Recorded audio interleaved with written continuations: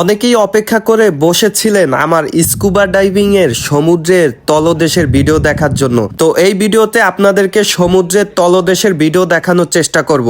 এই মুহূর্তে আমি আছি বাংলাদেশের একমাত্র প্রবাল দ্বীপ সেন্ট মার্টিনে। আর আজকের ডাইভ এই সেন্ট মার্টিনেই হবে, মানে এই সেন্ট মার্টিন দ্বীপের সমুদ্রের খুবই নিকটতম একটা স্থানে আমরা ডাইভ করব এবং এনজয় করব সমুদ্রের তলদেশের অবস্থা।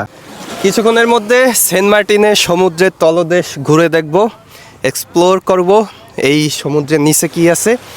তো দেখছেন পুরো স্যুটবুট পরে চলে আসছি, অক্সিজেন ট্যাঙ্ক, দেন সাঁতার কাটার জন্য এটা। তো দোয়া করবেন যাতে সফলভাবে স্কুবা ডাইভিং করে আসতে পারি।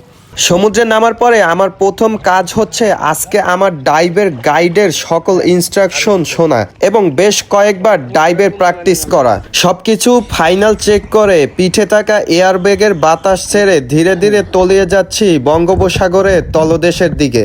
আর এই ডাইভের সময়সীমা প্রায় 2 ঘন্টার মতো থাকলেও মোট 3বার ডাইভের মাধ্যমে আমি প্রায় 45 মিনিটের মতো সমুদ্রের তলদেশে ছিলাম। তবে যাই হোক, প্রথমবারের মতো কোনো বাধা ছাড়া সমুদ্রের নিচে প্রায় দীর্ঘ সময় কাটাচ্ছি। আর এই বিষয়টা সত্যি অদ্ভুত এবং অসাধারণ ফিল দিয়েছে আমাকে। আশা করি আপনারাও এই ভিডিওটা উপভোগ করতেছেন এবং জীবনে একবার হলেও স্কুবা ডাইভিং করে দেখার চেষ্টা করবেন, কারণ আমরা অধিকাংশ লোকজনই জানি না সমুদ্রের নীল পানির নিচে কি রয়েছে, কি জন্তু বা প্রাণী রয়েছে ওই গভীর সমুদ্রের পানির নিচে। তো এনজয় করেন আজকে আমার ডাইভের ভিডিওটি।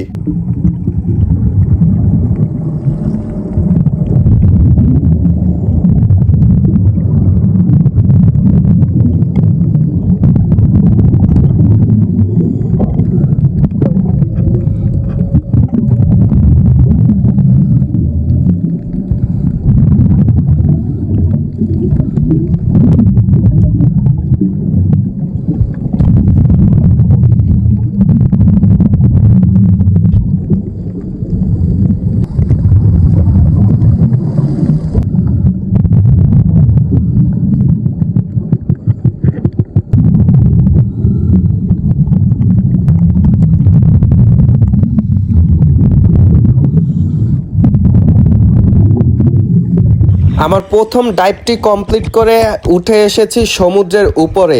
আর আশা করি এই ডাইভটি আপনারা এনজয় করেছেন, কারণ ফুল ভিডিওটি আপনারা দেখলে হয়তো বিরক্ত ফিল করতে পারেন। তো যাই হোক, আমার জীবনের প্রথম ডাইভিং কমপ্লিট করে সফলভাবে উঠে এসেছি। আশা করি ভিডিওটি ভালো লাগছে আপনাদের কাছে।